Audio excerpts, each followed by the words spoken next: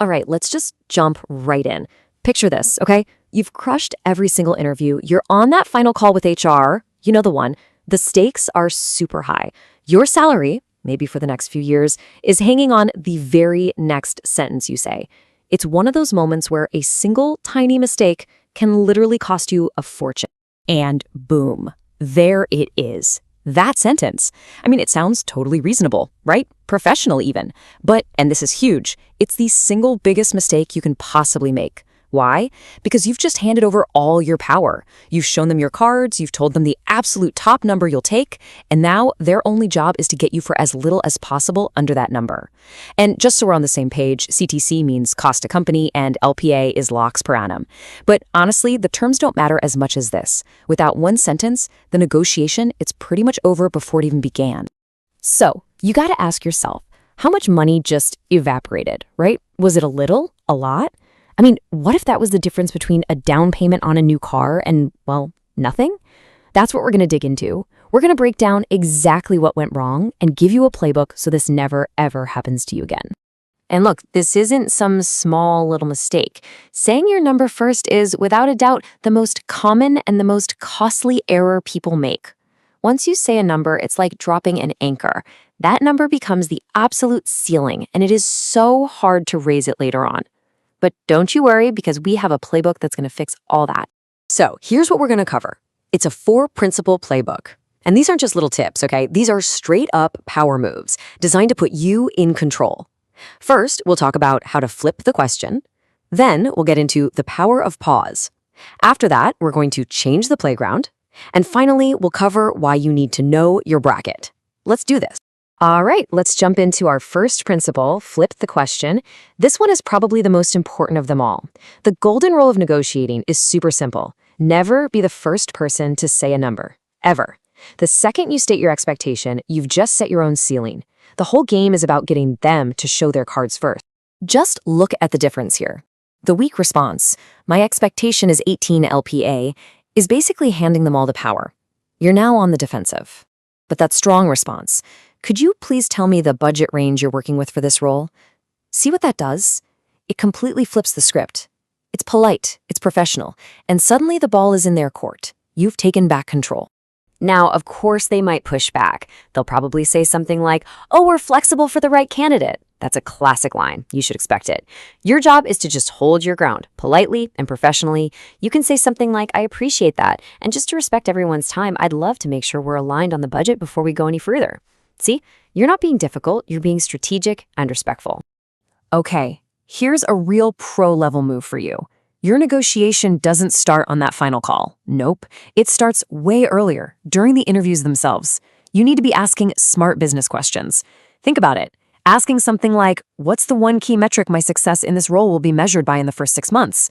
That's a game changer.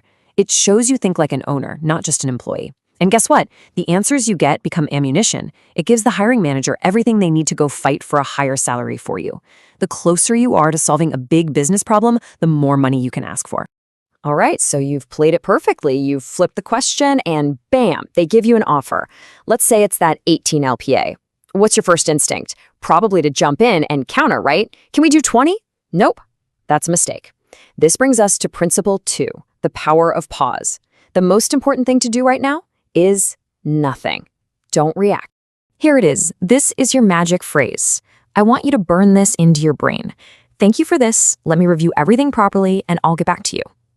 That's it. It doesn't matter if the offer is amazing or if it's a total lowball.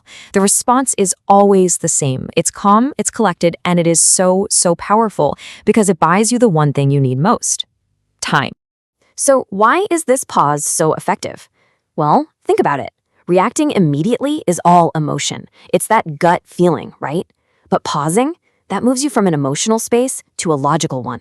It shows them you're thoughtful, you're mature, you don't make rash decisions. Believe it or not, this actually makes you seem more valuable to them. Plus, it gives you the space you need to come back with a really strategic response, not just some number you blurted out on the spot. Okay, so you've bought yourself some time. Now what? How do you actually deliver your counteroffer? Most people would just pick up the phone and call back, but we're not going to do that. This brings us to principle 3. It's not just about what you say, it's about where you say it. It's time to change the playground. Think about it. A phone call is their home field advantage. It's high pressure, it's live, and you'll feel this urge to fill any awkward silences, usually by saying something you'll regret. So we're taking it to our turf, email. Why? Because email gives you time to choose every single word carefully.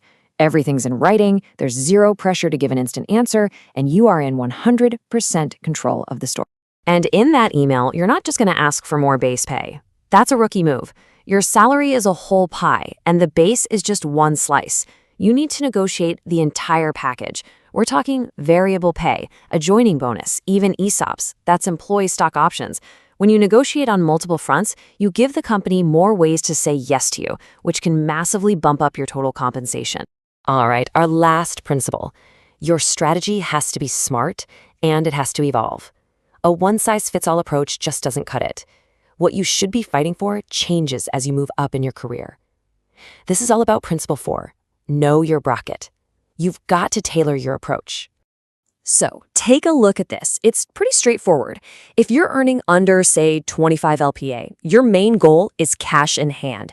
You want to push for a stronger base salary and a really clear bonus structure. That guaranteed money is key. But once you cross that 25 LPA mark, the game changes. Companies aren't just hiring you for what you can do today, they're investing in your future. So your negotiation has to shift. You start talking about your path to a leadership role, about long-term growth, and about wealth creation through things like stock options. You're showing them you're in it for the long haul. Okay, so let's recap the whole playbook. It's 4 simple, powerful steps. Number 1, flip the question. Never, ever say your number first. Number 2, the power of the pause. Always ask for time to think. Number 3, change the playground. Take it to email and negotiate the entire package. And number 4, know your bracket. Tailor your focus to your career level. That's it. That's the playbook. Look, at the end of the day, negotiation isn't about being pushy or aggressive. It's about being smart. It's about strategically showing your value and getting paid fairly for it. So the real question isn't, what are they going to offer me? With this playbook, the question becomes, what are you going to be worth? Because your next offer won't be based on what they decide to give you. It'll be based on the value you've proven you have.